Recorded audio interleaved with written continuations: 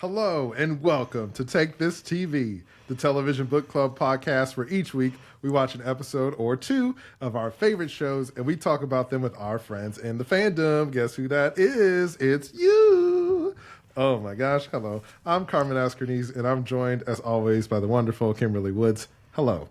Hello, hot potatoes. We're watching Mr. and Mrs. Smith this season. Which episode are we talking about today, Kimberly? Today we're talking episode 7, and it's called Infidelity. John spends time with new friend Bev after HiHi suggests he and Jane take space. Jane worries John will forget their shared fun. John's infidelity strains his relationship with Jane. Oh boy, does it. Wait, HiHi suggests that they take space? I don't remember that. Well, yeah, that's interesting that it says that. I know the therapist was like, maybe ask your, boss to see if you can take separate assignments. But it's interesting that it says HiHi suggests he and John take space. We do. And there's get a so bit much, like you said, Carmen. There's so much happening that we don't see. Yeah, like a lot times of when stuff they're reporting their missions. Like we don't see all the stuff they're saying to HiHi. And if you'll allow me a mild tangent, this was one of the things I hated the most about the Fox X-Men movies. Like, don't get me wrong, there was some great ones in there, but it's like so much character development and stuff happens off camera, and then the characters are like, "Oh yeah, remember that thing?" And like, I think it's cool for the characters to have a life outside of the stuff that we're seeing in the world building and all that. It's great, but it's like, make it make sense. yeah. So, sometimes we feel a little disconnected as an audience because we're like, wait, we didn't experience that with them though. They're here now, and I get it. Their stuff happened, but yeah. What do? So we start this episode, and we immediately see John and Jane are sleeping in separate beds again. Sad face. Sad face, emoticon. But Max, the best character, is still there. So we see Jane kind of like going through, starting her day, and she's going for a walk. And we're like, oh, where's Jane going? And then she goes to this person's house, and the subtitles tell me that this person is named Bev. But at this point in time, we don't know that. And so I was like, well, this person has a name, so they must be important. So Jane goes in there, and Bev is like, would you like something to drink? And Jane says yes, which isn't an answer because Bev gives her options. And so it's like, it's kind of weird. And at first in my head, I was like, okay, John and Jane are having problems. Jane's been on Tinder. And this is a booty call, and she's going to hook up with this person, Bev. That's what I thought. Yeah, I wasn't sure what was happening yet. I was like, what is going on here? But then Jane pulls a gun out. Yeah, after Bev, who's played by Michaela Cole, who I love, comes back, she's carrying 2 cups of hot tea for them, and Jane pulls a gun out. And immediately starts questioning Bev. Yes. Yeah. How long have you been seeing my husband? Yes. I was like, what is happening? But then she says, how long have you been seeing my husband? And I was like, what is happening? Yeah. I was like, oh my gosh. Wow. And we find out that they met a month ago. So, a month has elapsed. Yeah, if not more. Off camera, if not more, that we haven't seen. Yeah, so immediately Jane starts grilling Bev. Bev says they met a month ago, and she's like, what do you guys do together? Jane's like, what do you guys do together? And she's like, we just watch movies and drink and smoke. And I just want to just say, now, come on. We watch movies. Come on. Jane, you were born at night, but it wasn't last night, my guy. Come on. You know what that means. We Netflix and chill, But Jane just gets right to the point because that's who she is. And she's like, do y'all have sex? And Bev says no. And she's upset. She has a gun. She is so upset. I know, but Jane, I'm saying, is so emotional in this moment. Oh, yeah. When she's questioning her, and we're like, okay, so they've been having problems, but Jane is clearly She still really cares. Yeah, she still really cares about him. But Bev, it's interesting, right? Because Bev, she is nervous. Like, she's like, I'm nervous with the gun pointed at her. But when I was first watching, I was like, she's not as nervous as she could be. Like, this, which we later find out that she's a spy for a different company, a competitor. But I think it's interesting because I was like, looking at her posture, like, wow, she seems like pretty composed. Like, yeah, she's a little nervous, but she's pretty composed here. Yeah, they do a good job of building tension because when Jane pulled the gun and they were sitting down and she's questioning about how long you've been seeing my husband, my first thought was like, wait, like she recognized Jane when Jane came to the door and she let Jane in the house. So like what? Like what is like what like if I'm if I'm out here on the creep tip and I'm creeping around and I see the person I'm creeping with's partner at the door, I'm not home, my guy. I'm not home. I'm gonna pull a Scott Pilgrim and jump out the back window, and I'm out of here. Like what? Like yeah. So I was really like, suspicious because I was like, okay, well something is up because it's not just like a normal situation. But we do see that Bev like smashes the teacups because she's trying to set them down and smashes them, and like you mentioned, we later find out that Bev is a spy at a rival organization, and so maybe she was trying to do that to get the upper hand on Jane. But at first I was like, oh, we were just nervous or whatever. It's funny because also Jane here is like trying to get information about what John has shared with Bev about her. So we find out, that John is wondering if they're compatible or not. But then Bev says something like, but he wants to be with you incompatibly. Which like a lot of things in this show, I'm like, is that romantic? I don't think so. To me it's not, but but Jane's like, oh, yeah. So it's just funny that the comedy a little bit in that about her trying to reassure Bev, who's pointing a gun at her. I mean, sorry, not reassure Bev, reassure Jane. In the middle of this conversation, John shows up at the door. Right. Oh, and there's that moment where like Jane kind of starts to open up and it's like, he's just been so distant or whatever. And then Bev is like, we're not bonding, by the way. Like, you have a gun on me, to be clear. Yeah. And I loved that because I was like, John and Jane operate on another planet. And it was nice for somebody to be like, in the real world for a second to be like, yeah, that's not what this is. That was funny. John shows up and then Bev is like, okay, John's here. What do you want me to do? And Jane's like, don't tell him I'm here. Just, continue as normal. Like goes and hides. She does. But we do see Bev be a little standoffish from John. Because like when he gets there, he's like, come here. And he's like trying to be really cuddly and intimate and kiss her and stuff, but she's like really kind of putting up the barrier. Yeah. He brings over the 2 popsicles.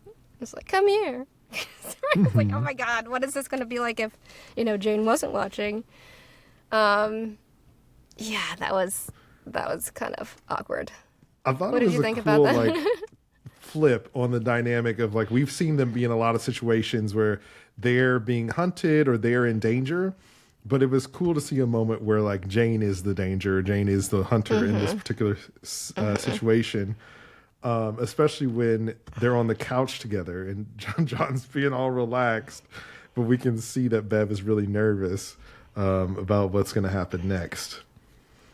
And then we get that moment when they're, Netflix and chilling watching a movie, where John drops the act and is like, "Where's my wife?" Yeah. And at the end of the episode, we find out that HiHi had told John that Jane was over at Bev's.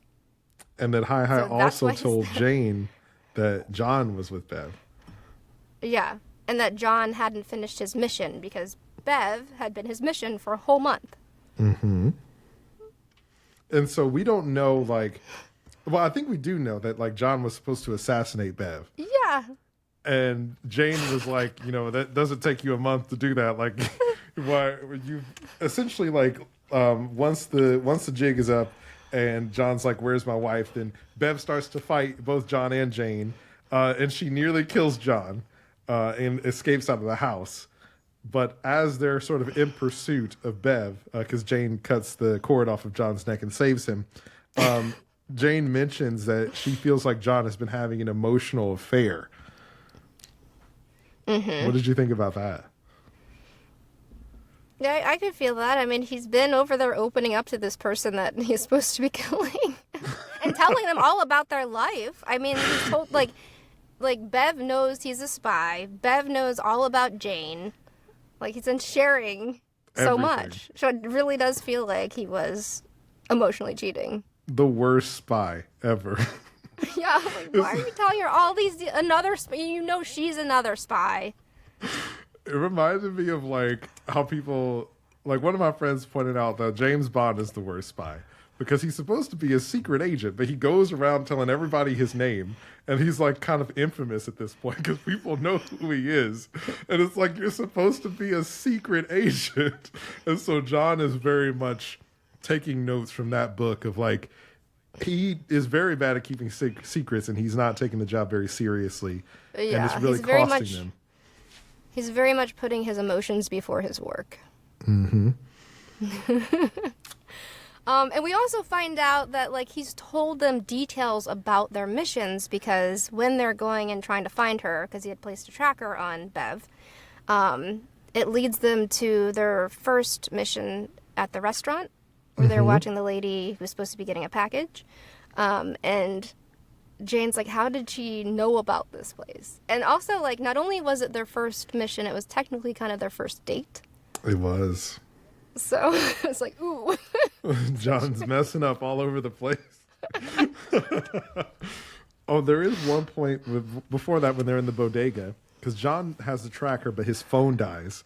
And so he's trying to charge his phone, and he goes to the bodega and buys a charger. And then he's like, can I charge my phone? Which, like, you know what? I just want to quick sidebar, because I was also watching the show Dave, and there's an episode where one of the black characters in the show is trying to charge his phone at a place, and they're like, oh, the electricity or whatever. And that's happened to me before at a place. And I remember being with some friends, and I went outside and I asked one of my friends to go do it, and they let him do it because he doesn't have the melanin like I do. And I just, like, I was so happy that they put that in this show also, because I was like, that's so annoying. Like, I just gave you money for this charger. Like, nobody's using this one. Anyway, I digress. But I love that Jane, like, orders all this stuff. She gets some bread and licks it. I love that too. Because she sees the sign that says that there's only cash and check. And so she tries to pay with a card. And the guy's like, oh, it's cash only. And she's like, well, I guess I have to charge my phone. And while that's kind of happening, John and Jane have this argument. And we learn that Jane figured out all of John's passwords. And that's kind of like how she's been knowing about, well, and also HiHi, which we don't learn until later. But we learned that sort of like Jane's been figuring out John's passwords, and he feels like that's an invasion of privacy. And they're having this big argument in this bodega. And the shop owner is just kind of like watching, eating his popcorn. That's so funny. I think, is this where they actually talk about, like, she asks him if they've had sex? Mm-hmm. Is this, yeah, so they're talking about, like, you know, did you have sex with her? And John's like, okay, I kissed her, but I didn't have sex because I couldn't get it up. Yeah. Not for lack of trying, yeah. And then He Jane... felt too guilty about it. Jane tries to make John feel bad, and she's like, I had sex on missions too with two other people. And, you know, during the argument, they kind of mentioned that, like, we're allowed to have sex on missions, which, like, I don't know how that's, I guess it's like do whatever it takes to get the job done, but it's like new lore about the stuff that we learned. The work understanding that they've come to. Yeah. And so they're having this argument. Something else I wrote down that I picked up on, which, like, they're having this argument very loudly in the bodega. So the guy who works there is, like, learning all this stuff. But what did you pick up on this? So they mentioned that the company is called Mr. and Mrs. Smith's. Because that's when we learned that Bev worked for a rival company. Because, like, John, I think it's John mentions, like, I didn't even know what Mr. and Mrs. Smith was until I talked to Bev, because she knew more about it than I did. And that's how we learned that Bev works for a rival company. And I was like, wait, so the company is called Mr. and Mrs. Smith, and there are rival companies out there, rival spy agencies or whatever. And like, so are all of these organizations secret organizations? Are these government organizations? It reminded me of like Archer with like the agency and the KGB and all that kind of stuff. And so I was just like, I'm really confused about the world building and the lore. But me too. It was kind of nice that it was casually brought up in conversation, so that we're not like, the characters aren't being expository about it. But at the same time, it's like, I want to know more about that. Yeah. And like what's going on with the companies. But yeah, did you pick up on that at all? I think now that you mention it, I do remember them saying that. But I think I was so focused on, oh shoot, she does work for a rival company, and wondering about the world building behind that. Yeah. Because she was clearly, beating them at their own game. Yes, very easily. Oh, I wrote down a note in here too. I liked the nod to Michaela Cole's show Bubblegum. I don't know if you've seen that, Carmen, but I love that show. She's so great in it. But the postcard that she sticks, like when they go hunt her down, and it has her tracker on it, and it's on the restaurant, she sticks it with bubblegum, and I was like, oh, that's a little cute Easter egg. That's awesome. Yep. I love little moments like that. Yeah. During this whole time, too, I was admiring Maya playing sick. Like, she did a good job of, because Jane is, like, so sick this whole episode, as well as emotional, but, like, I thought she did a great job of bringing that and making that feel real, that, like, cold, stuffy sickness feeling, because she's, like, so sick this whole episode. She is. I love John and Jane. I think Maya and Donald do a great job as those characters. And it's so fun to see like their dynamic together. But like you mentioned, just like watching their marriage fall apart in real time is tough to watch. It's so tough. And so like as they're kind of having this argument, they get the phone charged, they're back on the trail. They follow her into a place and they see that she goes into a white door. They can't get in. I feel like, did they try the door and the door's just locked? I feel like it. Okay, and then they try to go to an adjacent building, and the guy's like, no, you can't go upstairs or whatever. And so, like, here's the thing. Not to, like, I don't know, not to, like, be a Sith Lord or anything, but I also just, like, confused about the rules of their job. Like, what is the extent of their license to kill? Because, like, if I was them, and it's like I'm on my last strike, and bad stuff is going to happen that I may or may not know about, and I know that my target is upstairs, and some random guy in a bodega is telling me it's 15 cents for a napkin and that I can't go upstairs, I'm killing everybody in the restaurant. Like, sorry, bro, but I need to get upstairs, and you're in the way. But John and Jane are less morally bankrupt than I am, I guess, and so they don't do that. And sometimes in the past, like HiHi has said, like no other casualties or no outside, True, and we don't know what the terms of the mission are. So but otherwise, it's like I don't feel their desperation as far as like losing out on this, like their third strike. Like that heightened feeling is not there for them. Yeah, and it's kind of like what we were saying in our last episode of like the second strike that they got and then this mission, like the tension and the anxiety isn't really there because a lot of stuff is happening off camera. And so it's like, oh, this wacky hijinks are happening on this mission, but I'm kind of more focused on like what's going on with Bev and John and like why are they fighting and all this. What's Mr. and Mrs. Smith's? But it's like you don't really feel the pressure of like, oh, this is our last strike. We have to be successful. I think also what makes it a little bit unclear is that we know that they're taking a break, kind of like they're exploring different work assignments. So it's like, does this strike just count against John? Does it count for both of them? What has Jane been doing?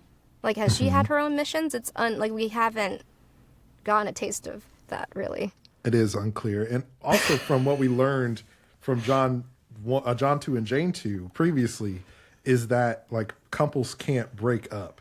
So the fact that they're able to like have some kind of separation with their work and home life seems like very different from what we previously learned about the job. So lots of questions, lots of things that I feel like are just kind of like feeling a little rushed. But yeah. Eventually, and also like we don't know, Carmen, like what, because HiHi we know has been stoking stuff and instigating stuff and seeming to be trying to cause this tension between them. So we don't know if they've continued to do that over the course of episodes that we haven't seen that have taken place, in our minds. Yeah. We don't know. I definitely think that when you're making anything, and there's so many factors that go into making anything. So I think it's easy to be like, oh, well, this should happen or that should happen, but we don't know what it was like when they're actually making the show.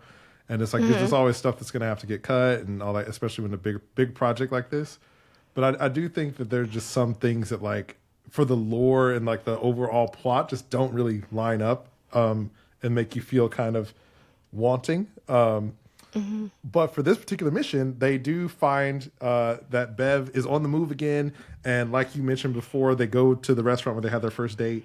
Bev is gone and has taken the tracker off and is in the wind. So they officially fail and get their last strike. And so they go back home, dejected and defeated. Maya's sick as a dog.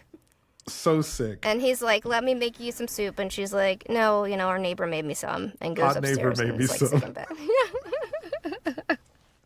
But the moment that I do love is when he FaceTimes his mom and is like trying to get the recipe for how to make soup for her.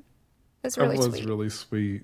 I also love that he throws she's like, the neighbor's soup chicken away. Feet. And he's like, no.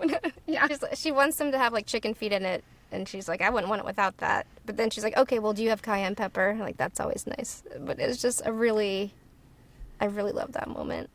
It was really sweet. And so he makes the soup for her. He brings it up. Then she actually likes it, tells him she likes it. Yeah, she's like, this is really good. But then, Carmen, the next moment, right after she says that, he says, I'm done, Jane. I'll leave in the morning. Man, the salt and the sugar, they're mixing together in this. So yeah, it's like he has this really sweet moment where he's talking to his mom. He's making this for Jane. And you're like, maybe they're going to be like, hey, we failed, but we're in this together. And nope. John's like, I'm out of here. It's so sad. She throws the computer on the floor in frustration after he says that. And then we get the bonus scene, right? Oh, well, there's actually one more thing. We get the bonus scene. There actually is one more thing before that. When John brings her the soup, they kind of start to talk a little bit about what happened in the failure. And Jane is hesitant to let HiHi know that they failed. And as they start to put the pieces together and share information with one another, they start to realize that like HiHi is kind of playing them and like has been giving each of them sort of information about what the other is doing and instigating, like you said. And my thought on, and then after that, John just gets frustrated, just messages HiHi and is like, we failed or whatever. And then HiHi replies, even though Jane said wait, Jane was like, wait, don't do it. And then he's like, I'm doing it. Boop. Yeah. And then HiHi is like, await further instructions. Yeah. And then John says he's leaving. Jane smashes the laptop, and we get the bonus scene, which is a package delivery, maybe from a low level risk, Smith, and it's a new computer. So somehow HiHi knew that Jane's computer was broken. How did they know? I don't know. Eyes and ears Everywhere. I definitely was like, I feel like John and Jane are so, like I can't nail down like who they are. I mean, just because like the fact that they hadn't talked about it until that point of like, oh, wait a minute, maybe HiHi is trying to like get us to be in conflict with one another. And they're like, oh, well, I'm leaving. I know. Like sometimes they turn so fast. And again, I can't tell if it's because there's stuff we haven't seen. So it's like because of stuff we haven't seen. But like as the audience, it's like, what? Just talk to each other. So are you still loving it? I mean, this is...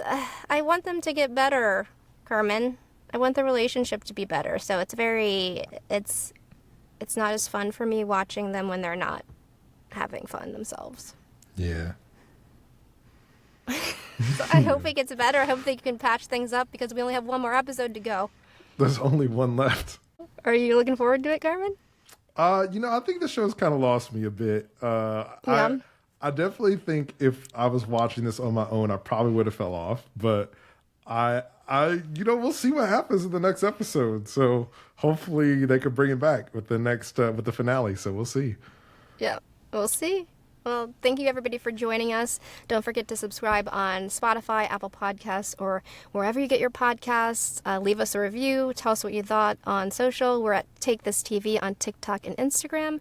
Thanks for watching. Welcome to the club. And remember, it's dangerous to watch TV alone.